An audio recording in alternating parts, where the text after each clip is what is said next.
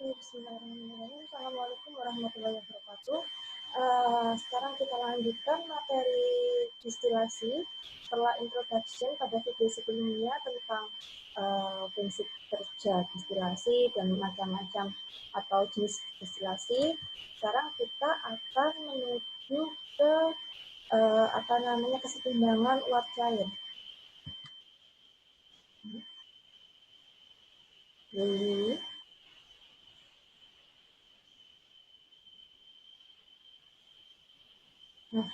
kesetimbangan uap cair. Nah, diagram suhu dengan mol fraksi ya, mol fraksi. Mungkin Mas Mbak sudah pernah belajar baik di termo maupun di ATK ya, kalau nggak salah. Mungkin ATK sedikit sekali ya, termo sama kimpus mungkin ya. Nah, di sini ada garis Y yang berupa suhu, kemudian X yang berupa mol fraksi dari salah satu komponen. Nah, kemudian yang merah ini adalah bubble point.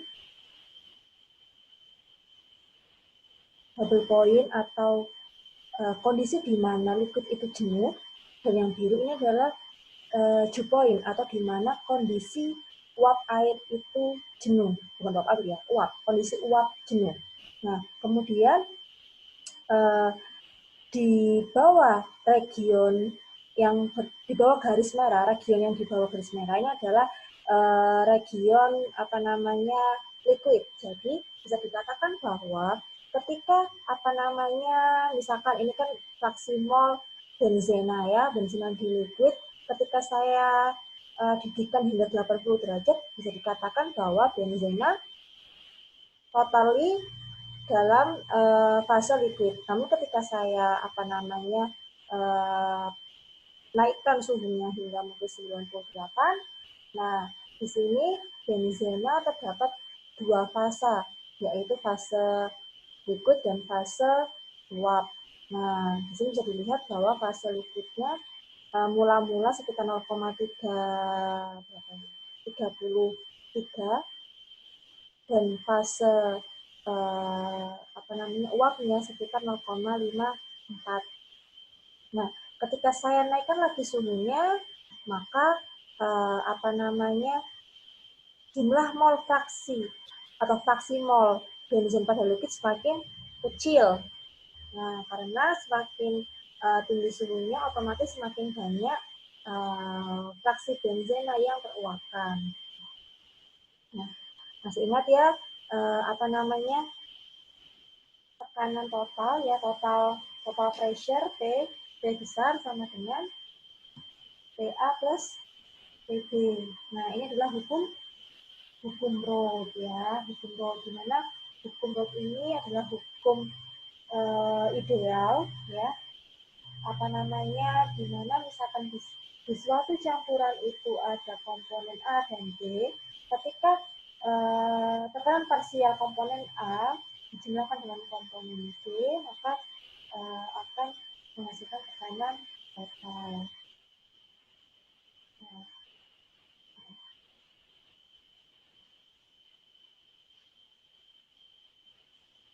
ya.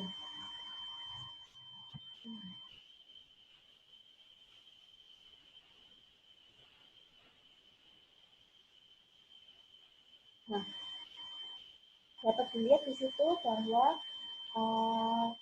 tekanan parsial merupakan hasil dari perkalian antara tekanan uap komponen A dengan fraksi mol komponen A. Ya. Jadi misalkan ini benzena, ini toluen, maka partial pressure benzen adalah tekanan uap benzena dikalikan fraksi molnya benzena.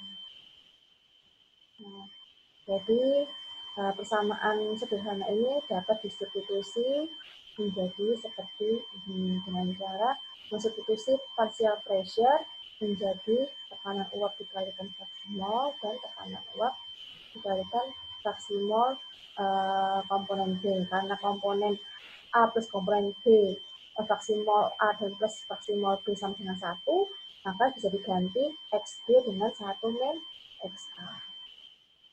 Nah, berarti ini apa? Kalau X berarti tekanan, berarti fraksi mol pada liquid. Kalau WA berarti fraksi mol pada fase gas ya. Ya, jadi total fraksi itu selalu 1, baik di liquid maupun di fase gas. Nah, ini adalah beberapa contoh diagram suhu dan fraksi mol ya. Nah, kalau misalkan Mbak Mas melihat di sini ada seperti kita ini, nah ini berarti bahwa apa ya namanya, komponen tersebut bisa mengalami azeotrop. Nah, kalau kitanya ke atas seperti ini biasanya namanya high azeotrop kalau nggak salah. Kalau ini yang low azeotrop. Nah, biasanya yang low azeotrop itu kalau nggak salah itu komponen air sama etanol kalau nggak salah. Ya, etanol air ya. Kalau yang apa namanya high high boiling high boiling point azeotrop yang tengah ini biasanya itu contoh campurannya adalah campuran aseton dengan air. Gitu. Nah, ketika apa namanya campuran itu dipanaskan sesuai di azeotropnya, maka campuran tersebut sampai kapan itu tidak akan pisah. Ya, jadi kalau misalkan gasnya etanol air, kalau misalkan dari distilasi pasti pada suhu tertentu sekitar 70 atau berapa gitu ya, mendekati boiling point etanol, proses pemisahan tidak akan terjadi secara penuh. Jadi kalau nggak salah jumlah etanol maksimal yang bisa didapatkan itu sekitar 97 atau 1%. Karena dia ada azeotropnya ini. Nah, sehingga pemisahan lanjutan bisa dilakukan, misalnya melakukan absorpsi atau dengan distilasi enrichment. Nah, bukan distilasi biasa berarti, untuk bisa mencapai pemberian alkohol hingga 99%. Nah, contohnya ada di example 11.1.1. Ini cuma recall aja ya penggunaan hukum Roth pada diagram titik-titik. Nah, jadi masih ingat nggak kira-kira beda hukum Roth ini sama hukum Henry kemarin? Kalau Henry kemarin dia apa ya istilahnya?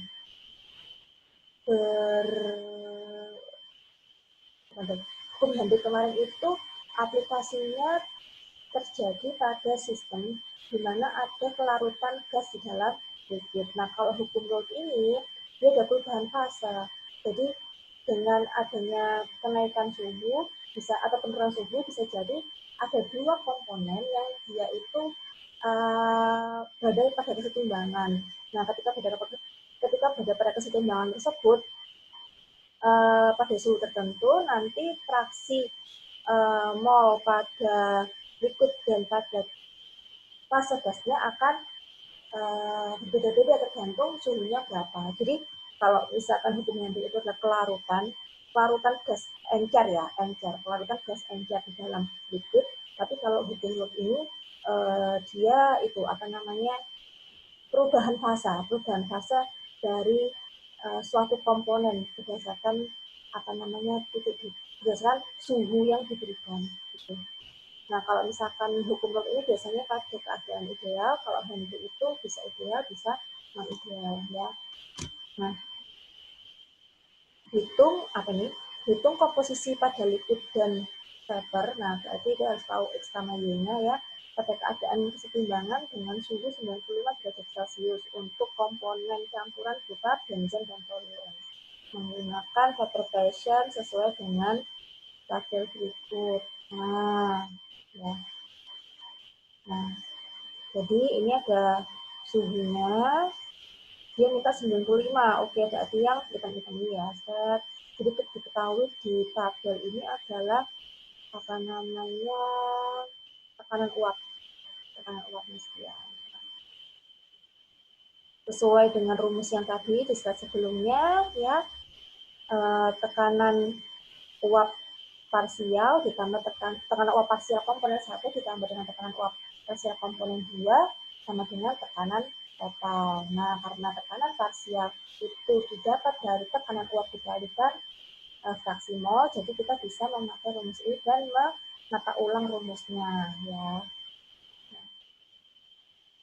Oke. Nah, jadi memakai rumus ini tinggal dimasuk-masukkan saja, ya, kan tekanan totalnya sudah tahu di soal, terus tekanan uap parsial, tekanan uapnya PB PA ini sudah ada di tabel, jadi tinggal dimasukkan.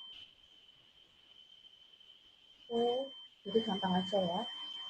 Nah, itu adalah pembahasan tentang